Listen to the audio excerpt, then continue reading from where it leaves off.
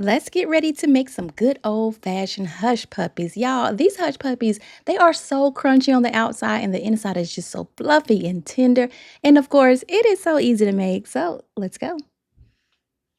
Okay, so the first thing we're gonna do is add our yellow cornmeal into a large bowl. You can use white cornmeal if you want to. Next, we're gonna add in some all-purpose flour. I'm gonna throw in a little bit of sugar. I like a little, little slight sweetness.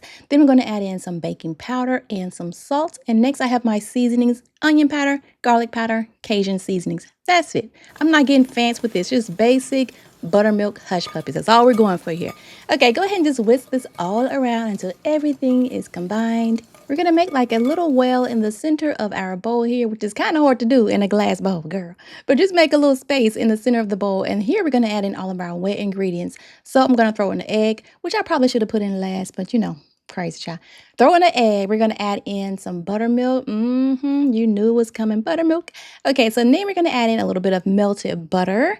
Okay, and now I have some grated onion. Just grate that onion really, really fine, juice and all. Throw it in there. It's gonna give it a nice, a slight oniony flavor, because I love when my hush puppies, I was gonna say hash browns, when my hush puppies have that slight little onion taste. Okay, so now we're gonna mix this up just until it's combined. Do not over mix. Try your best, okay? And look at me over mixing. Don't do this, y'all. Just mix it up until it's combined. We're gonna chill it for 30 minutes, okay? When it comes out of the fridge, we're gonna go ahead and get our oil nice and hot. Then once that oil is nice and hot, we can go ahead and roll our little hush puppies. Because we put this in the freezer, the dough is like so easy to work with. It's nice and firm. It's really easy to shape in like a little ball. But if it starts to stick to your hand, just, wet your hands a little bit. That's all you got to do. Wet your hands, roll them to little balls.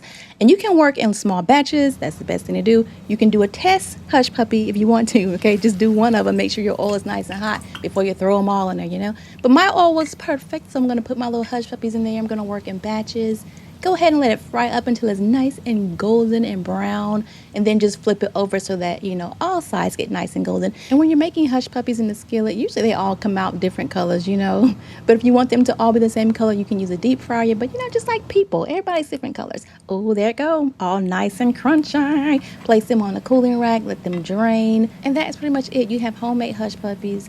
That is so much better than buying that mix. I'm telling you, make it from scratch. You will love it. And they're so crunchy. Listen to that sound. I love the sound of it. All that crunchiness. Here's the inside. Tender for days, honey. Just tender and fluffy. Just the way it should be. You can serve these plain. You can serve these with like a tartar sauce. Any kind of sauce you want to. Cocktail sauce. Serve it with your fish meals, your cookout meals. It's just a really delicious side dish. If you make it, let me know how you like it, all right? Later.